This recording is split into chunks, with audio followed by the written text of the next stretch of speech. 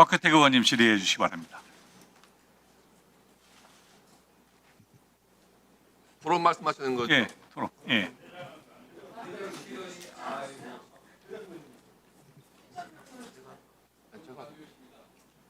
지금 어떻게 하기로 했습니까? 하기로 했습니다. 지금 노동조합법 제2조 3조 개정 올라왔는데 이게 법사위에서 분명히 체계하고 자꾸는 심사할 수 있게 돼 있고요. 이 노동조합법 내용 중에 분명히 위헌성이 있는 작구가 있고 우리 헌법에 안 맞는 법률이 올라오면은 체계에 안 맞는 겁니다. 당연히 법사위에서 논의를 해야 되는 것이고 앞서 일방적으로 통과시켰던 방송법에도 민영 기업에까지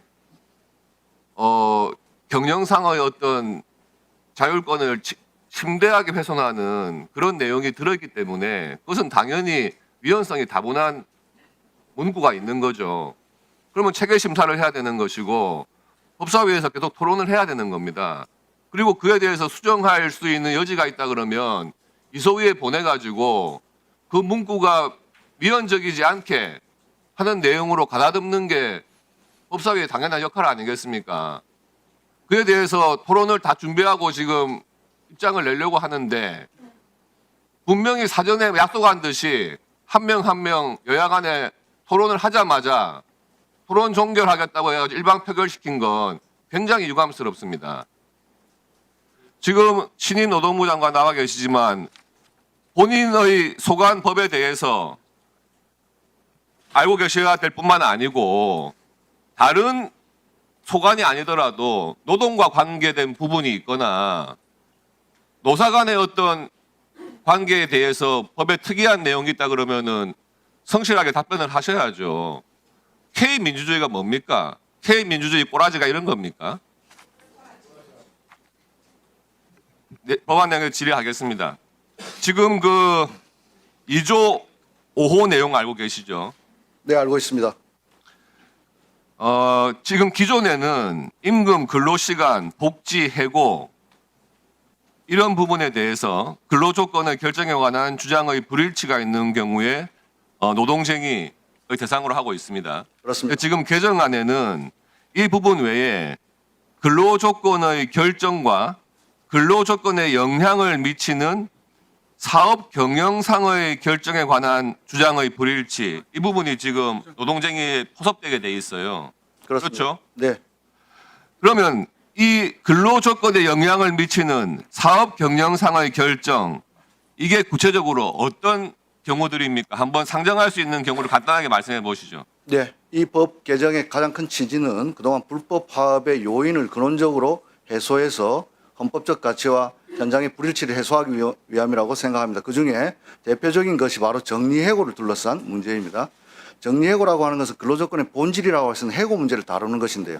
그러면 쟁에 포함되지 않다 보니 사업 경영상의 결정에 정리해고가 들어갈 수 있다. 그 다음에 해외 투자를 한다거나 아니면은 사업장을 위치를 이전시킨다거나 공장을 증설한다거나 이런 사업상의 결정이 근로조건에 영향을 미치는 경영상의 결정입니까? 아닙니까?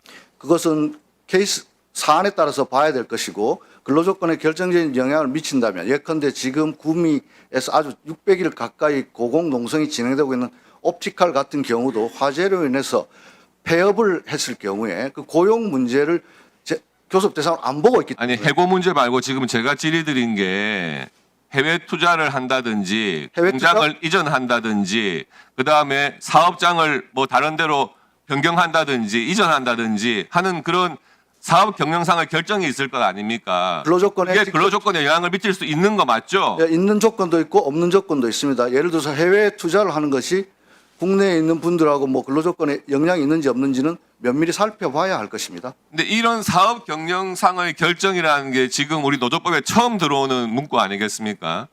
좀 구체화해서 제가 좀 말씀드려도 되겠습니까? 아니요.